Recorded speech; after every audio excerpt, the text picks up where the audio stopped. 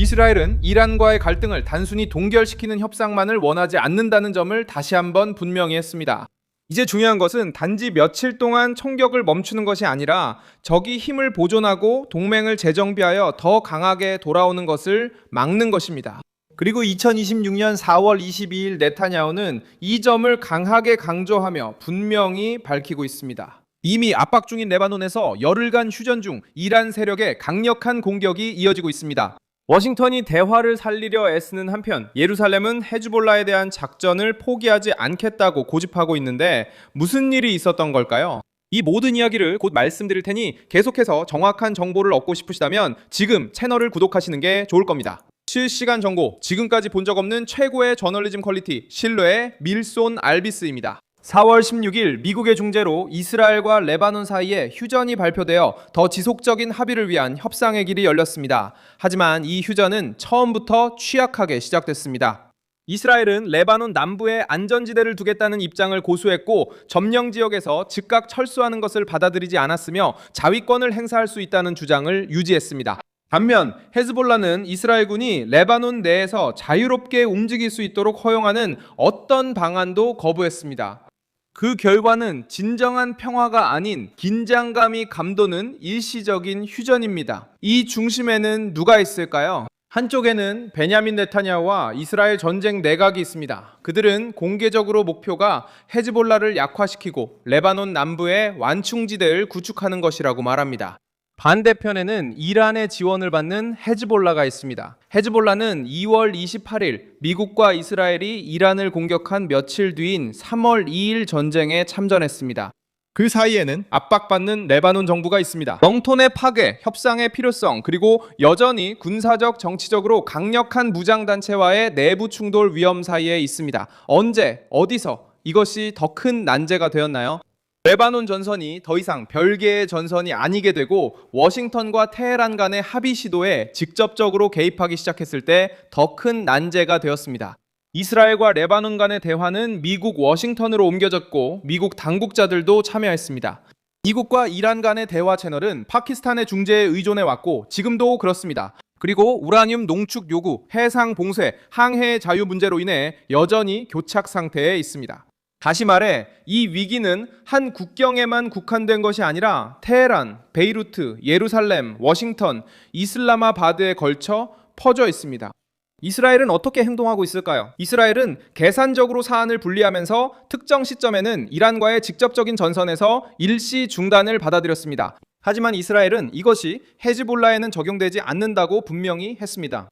베냐민 네타냐후는 전술적인 휴전 움직임을 지지한다고 밝히기도 했지만 레바논에서의 전쟁은 포기하지 않겠다고 했습니다. 이 점이 결정적입니다. 이스라엘은 헤즈볼라를 부차적인 문제로 보지 않고 북부 국경에서 이란의 군사적 연장선으로 보고 있습니다.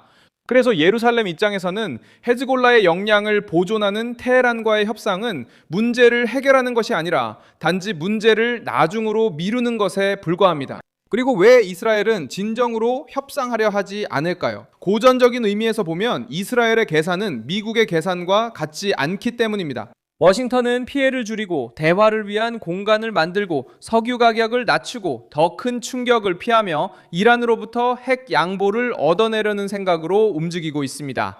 이스라엘은 다른 논리로 움직입니다. 적이 아직 미사일, 조직, 지휘체계, 자금, 보급로, 국경에 무장 동맹 세력이 있다면 위협은 여전히 살아있습니다. 이스라엘 정부에게는 이런 권력 기반이 남아있는 상태에서의 합의가 전쟁보다 더 나쁠 수 있습니다. 이제 여기서 역사적 설명이 들어갑니다. 수십 년 동안 이스라엘 안보는 위협이 커지기 전에 선제 공격한다는 개념으로 운영되어 왔습니다. Analistas chamam isso. 백인 독트린, 1980년 이스라엘이 이라크, 오시라크 원자로를 공격한 것을 가리키는 말입니다. 당시 이 행동은 국제기구들, 특히 유엔사나 원자력기구에서도 비난을 받았습니다. 하지만 이스라엘에서는 적이 손쓸 수 없을 정도로 강해지기 전에 기다리지 말라는 정치적 메시지가 남았습니다.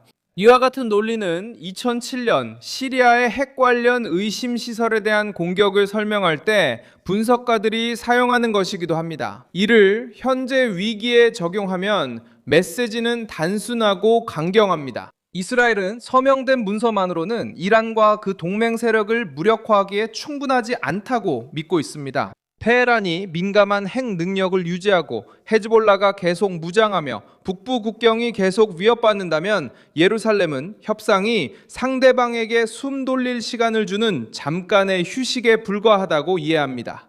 그래서 외교는 매번 난관에 부딪힙니다. 문제는 합의문의 내용만이 아니라 완전히 부족하다는 점입니다. 이스라엘이 합의가 지속될 것이라는 신뢰와 적이 약해질 것이라는 신뢰가 완전히 부족합니다. 사실 레바논에서는 이 문제가 더욱 중요해집니다. 미국이 중재한 휴전은 이스라엘의 핵심 요구였던 헤즈볼라의 즉각적인 무장 해제를 요구하지 않습니다.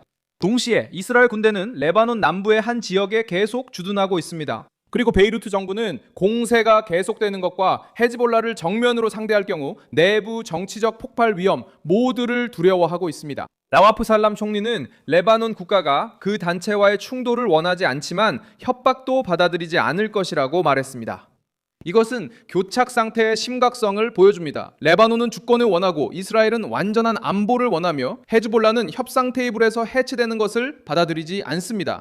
이 공식의 대가는 이미 무겁습니다. 로이터 통신에 따르면 사태가 격화된 이후 2,400명 이상의 레바논인이 사망했고 남부 지역은 엄청난 파괴와 이주가 일어난 지역이 되었습니다. 이것이 파리, 워싱턴, 그리고 다른 수도들이 왜 이렇게 분주하게 움직이는지 설명하는 데 도움이 됩니다. 두려움은 단순히 인도주의적인 것이 아니라 전략적인 것입니다. 레바논이 더 깊이 침몰할수록 국경을 안정시키는 것은 더 어려워지고 극단화가 일어날 공간이 더 많아지며 이스라엘과 이란 사이에 어떤 지속적인 합의도 더 멀어집니다. 레바논 전선은 더 이상 부수적인 것이 아니라 판의 중심이 되었습니다. 또한 이런 사실도 있습니다. 이란과의 전쟁, 그리고 걸프 주변에서의 항해와 봉쇄를 둘러싼 분쟁은 시장을 뒤흔들었고 미국이 외교적 해법을 모색하도록 밀어붙였습니다. 하지만 이스라엘에게는 서방의 에너지 부담이 자신의 생존에 대한 인식보다 더 중요할 수는 없습니다.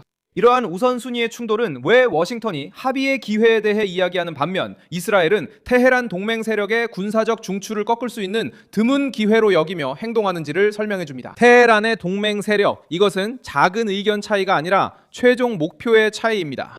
결국 이스라엘은 오늘 협상한다고 해서 내일의 위협이 사라진다고 믿지 않습니다. 외부에서 보면 이것을 경직성, 과도함 또는 영원한 힘에 대한 의존이라고 부를 수 있습니다. 하지만 이스라엘의 관점에서는 이것이 냉정한 선택입니다. 아직 우위를 점하고 있을 때 지금 맞서 싸우거나 문제의 핵심을 보존할 수 있는 합의를 받아들이는 것 중 하나를 선택해야 합니다.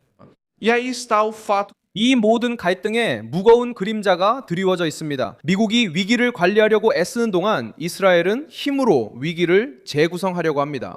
헤즈볼라를 해체하지 않고 이란의 전략적 잠재력을 억제하지 않으며 북부 국경의 균형을 바꾸지 않는 한 예루살렘은 어떤 협상도 불완전하고 취약하며 결국 위험하다고 여길 가능성이 높습니다. 이 영상에 좋아요를 눌러주시고 채널을 구독해주세요. 그리고 마지막에는 댓글도 확인하셔서 밀소 날베스 커뮤니티와 더욱 활발하게 소통해보세요.